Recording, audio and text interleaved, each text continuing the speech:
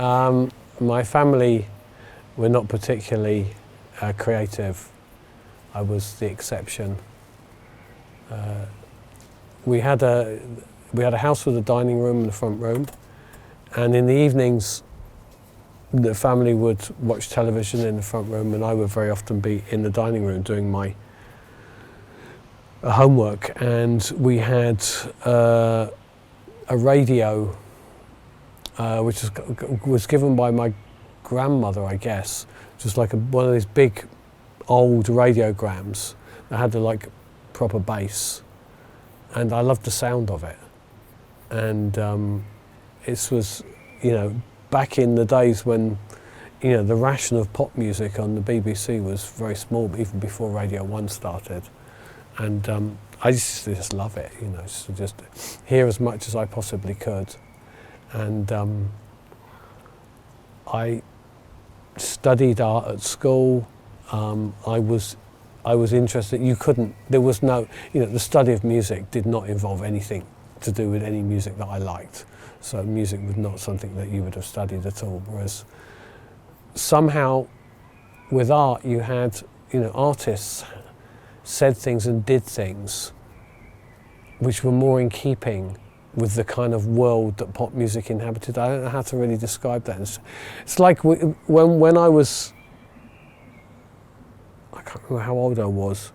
I think we were probably in the 5th or 6th form, so that's before leaving school, but it's in the older years of school. I remember being played by our art teacher at an interview with, I think it was Gauguin. And at some point he said, "I paint with my dick." And well, he was being, he was being literal. But I mean, the thing was is that you got to hear and talk about things like that. I mean, that wasn't the subject of discussion, but you got to hear stuff like that in the context of an art situation. Whereas, the guy there was one guy who was like the music teacher, and he was only interested in military music. And then we had another guy later afterwards who was like very kind of classical and was just sneering about anything that was, so-called pop music. It was just, there were very, very strong battle lines drawn at that point. And for me, I was, it felt to me, popular music there was more art in it, to be honest. And I'm actually making that connection for the first time. It's not something I've thought about deeply, but I don't know what explains the fact that there was no. I mean, we didn't even really have books in the house. My parents were not that interested.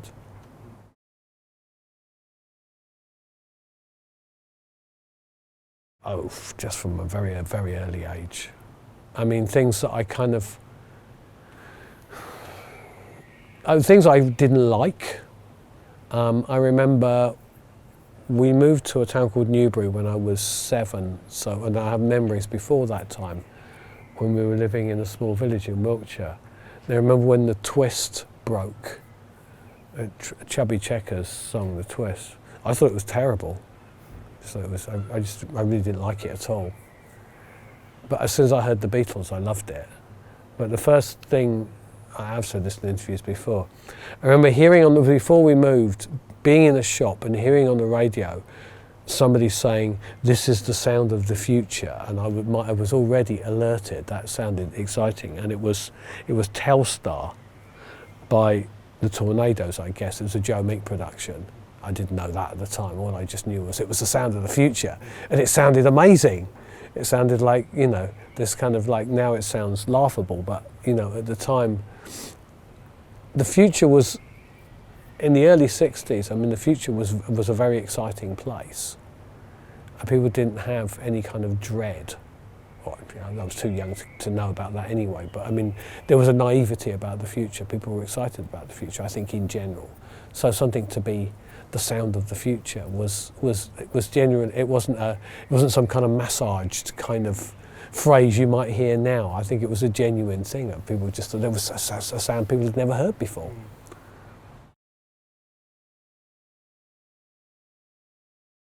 Yeah, I don't know if I've ever been a fan of anybody, but I mean, I just loved what they did. I mean, it was just, I was 7 when the first single came out. So I was not I was much younger than their target age.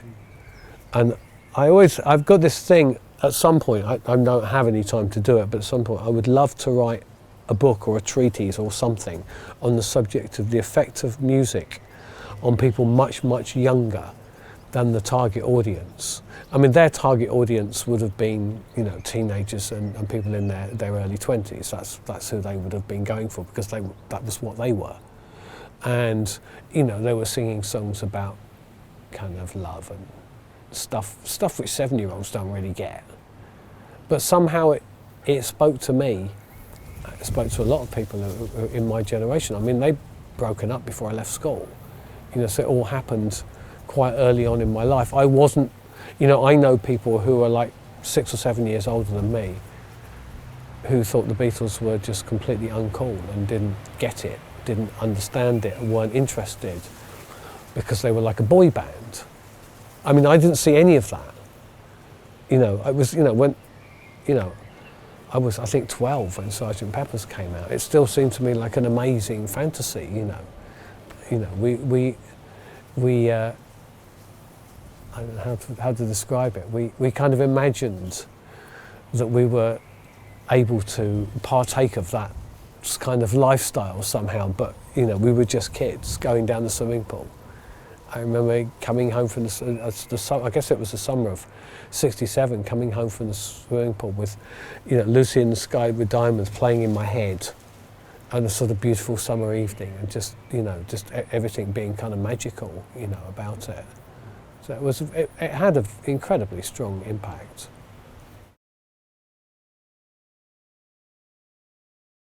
Good question. Well, I started in my early days. In 1970, a friend of mine called Desmond Simmons, who's no longer with us, unfortunately, was having auditions for a group that he wanted to form. And basically, everyone he knew came round to his place. He had a sort of bit of a musical family. They had kind of guitars and pianos and stuff in the house. So, and I couldn't play anything, but I auditioned as a singer and I got the job. There was only 2 people out of everyone who could actually sing in tune. And then, so I was in this group, Tyres, which had a very minimal repertoire. And I only played in Desmond's front room. And that didn't last very long because Desmond decided it was rubbish. And then we had our own group called CNDS, but the only reason I was allowed to be in it, even though I was half of it, was because I had to learn the guitar. So I badgered my father into buying me an acoustic guitar, which I still own, and it's still the song which I've written hundreds of songs on. That was it. I had to learn it. I had to learn to play it. So that was why I ended up, you know, I didn't really understand the dynamics of a group. I didn't know there was like bass and drums. I just thought it was guitars. You know, it seems absurd to me now. I mean, I understand everything about the mechanics of music, whereas then it was just all feel. And the guitars were obviously the right kind of thing to be holding. You didn't want to be standing there, you know, I don't know, it just looked, you know, like you had to have a guitar, you know, that was how, it was all about the look. You know, the guitar is a fashion accessory, you know, understand that and get over it, you know, just move on, you know. If it doesn't look good in your hands, why are you holding it, you know? What are you doing with it? Stand in the mirror. When you get a guitar, stand in the mirror, look at yourself. If you don't look cool, you know, try thinking about something else, you know.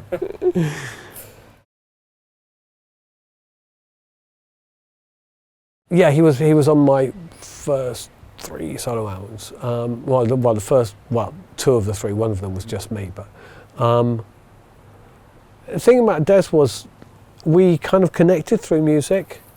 I wasn't a particularly popular kid at school. I was not the coolest kid on the block. I was just, you know, someone who was a bit bullied, not particularly popular. and Desmond was a kind of outside of all of the cliques and everything like that. And we just connected through music, and we just talked incessantly about music and just got on with each other really well. And he had originally lived over the other side of the town we grew up in, Newbury, but then later on had moved to really close to where I lived. So we actually, we were physically close. So I spent like hours at his place. I was more at his place than I was at mine. I just go home to sleep, I mean, but people would never hang out in my place because I had a tiny bedroom. I had nowhere to be. He had a music room, a room dedicated to music. There was a piano. There was sometimes his uncle's organ, a little beatbox. There were guitars. There was a decent stereo. We shared. We didn't ever buy the same records. So we kind of shared, there are things that I don't own because Desmond had that one and I had something else. So, we had complementary record collections. I mean, we were really close, and we stayed friends, for quite a long time.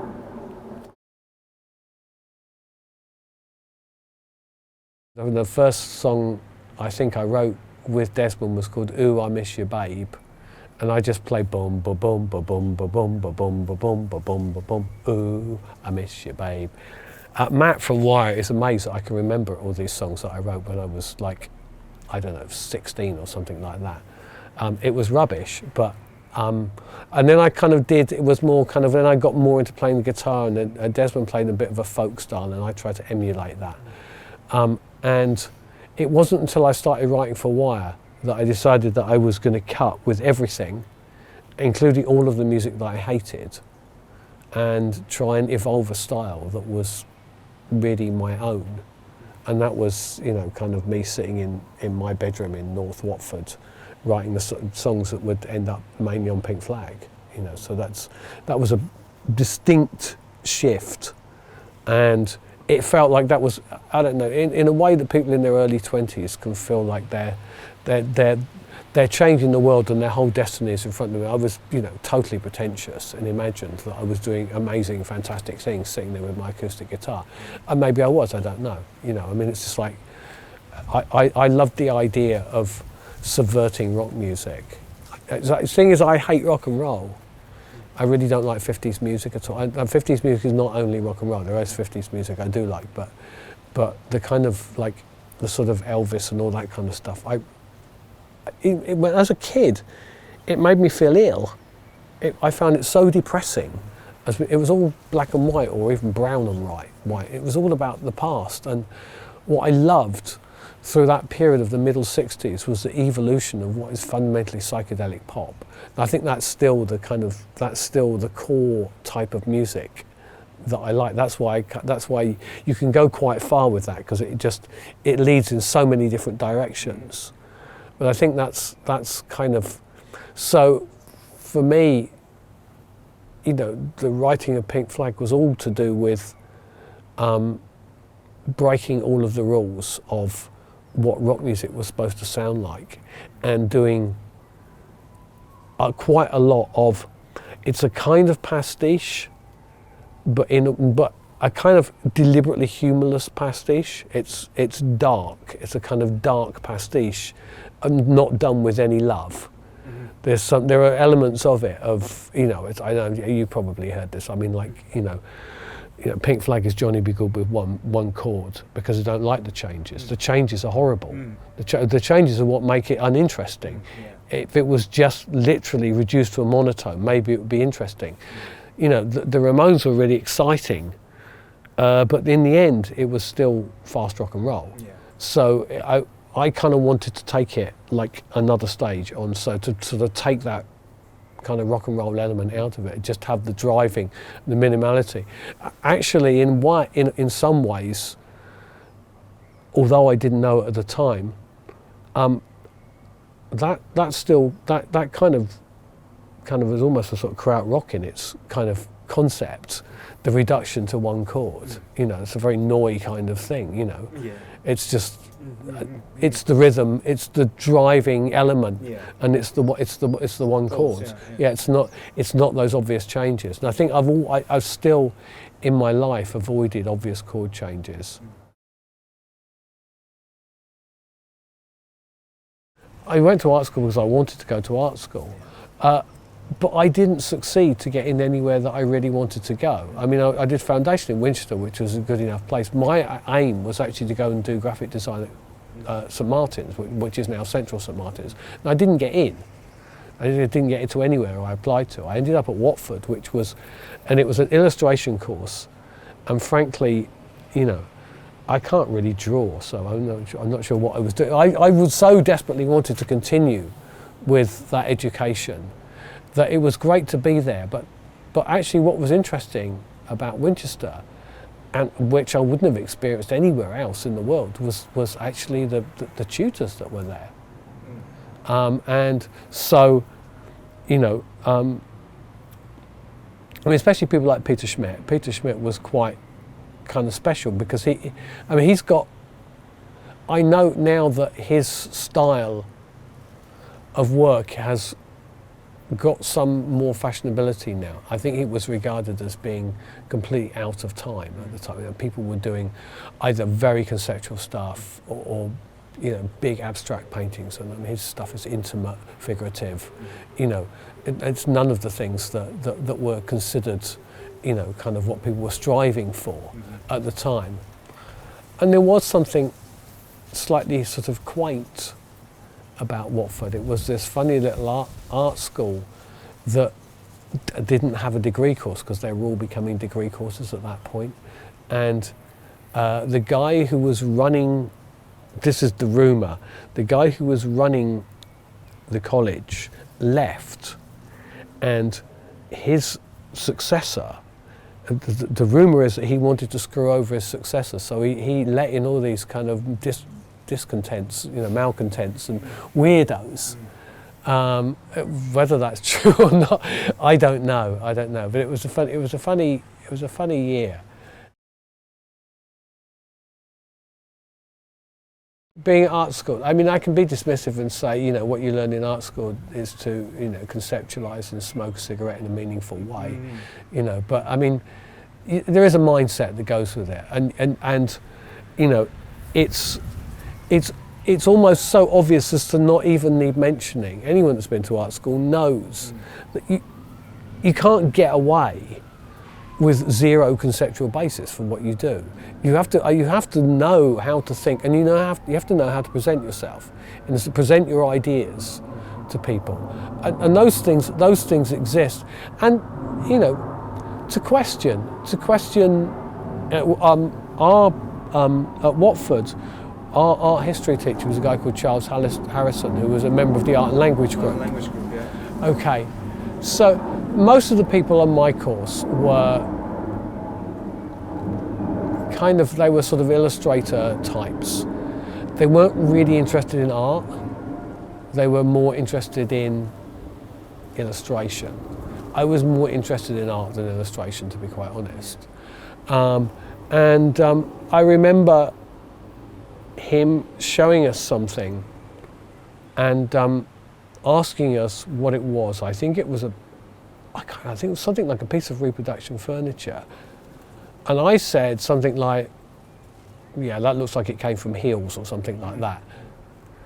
And like, I was the only person who had figured out that actually this was ersatz, it wasn't the real thing. And it's like nobody else was really that interested or that cared about the kind of detail. So I used to get on quite well with Charles, actually. We used to call him Charlie to just make him, because he came with a sort of quite a big sort of thing around him, but actually he was a really nice guy. I never really, to be honest, got art and language. I mean, I got the idea of it, but I can't say I was a big fan. For me, there are two very distinct processes.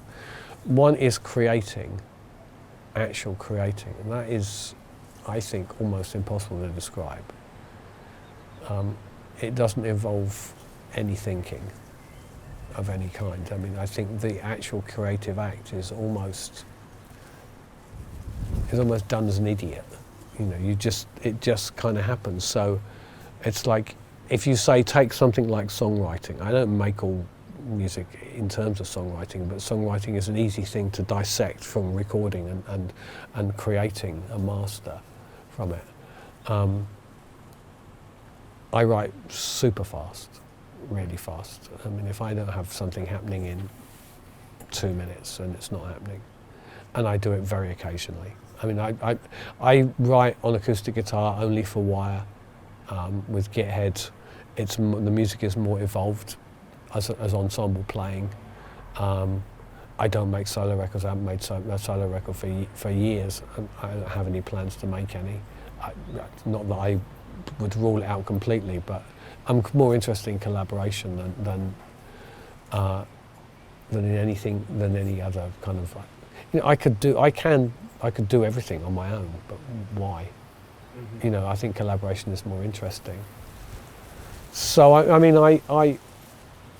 I can barely describe the act of writing. It's just writing a song is something which goes really fast.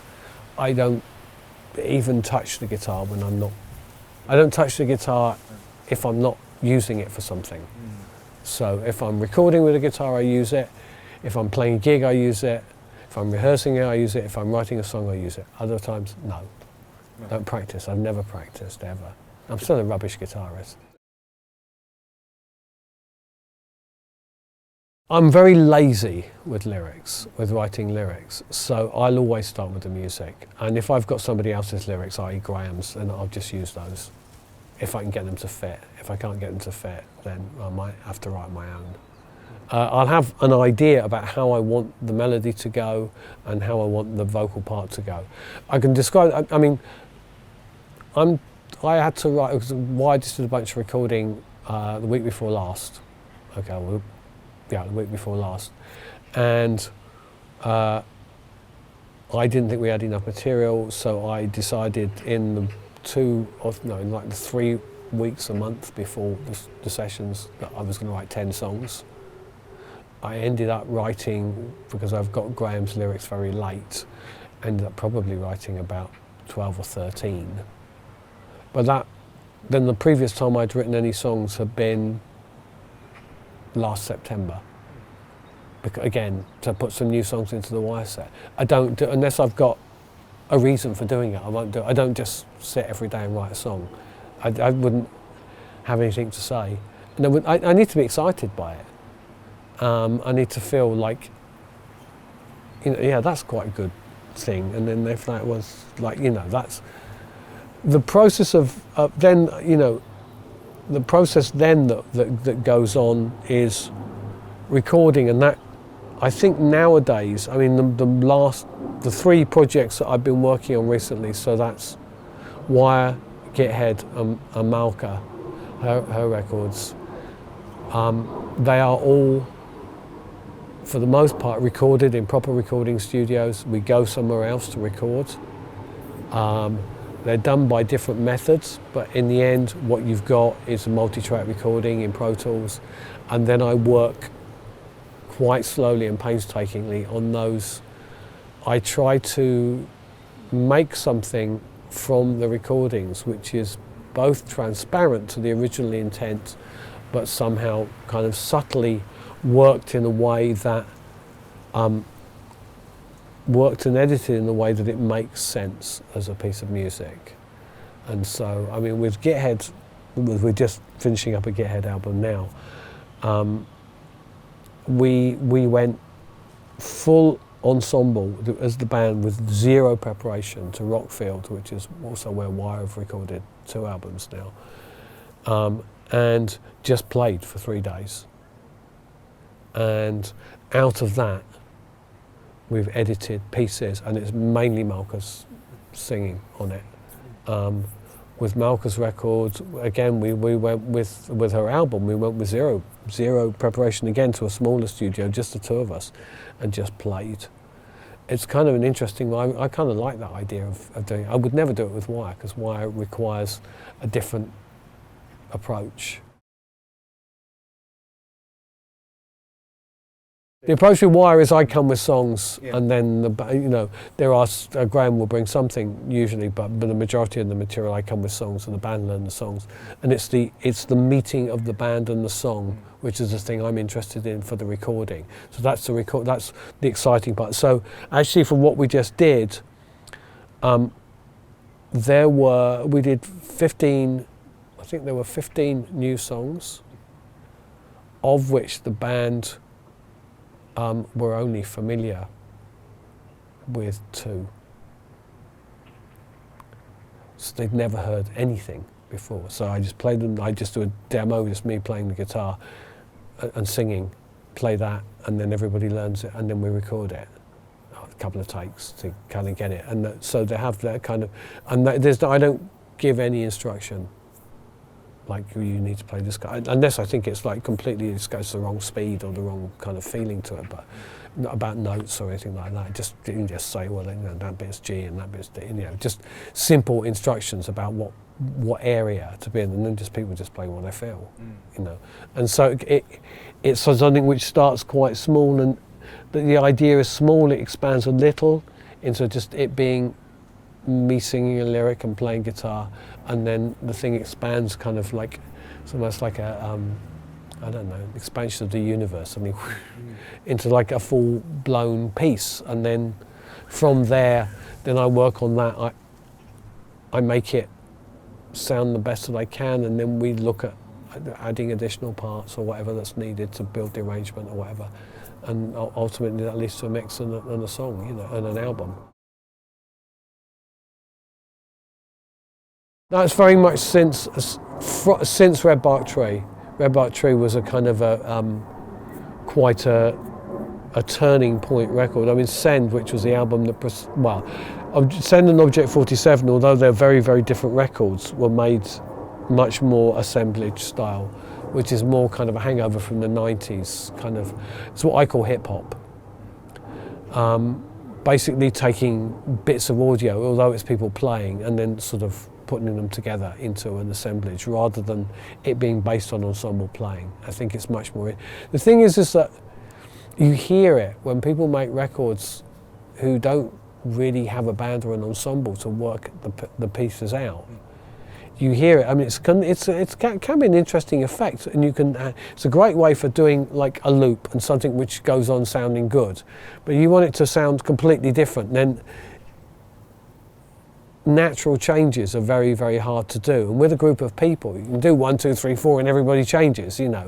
It's just easy. It's really easy to work that stuff out with people, and I think, although it's kind of old school, I like that as a way of working. I think the science comes in the production, and I tend to use production in more like in the 90s sense of the sort of the putting together of the music, rather than like sort of 60s sense of like some person is in charge.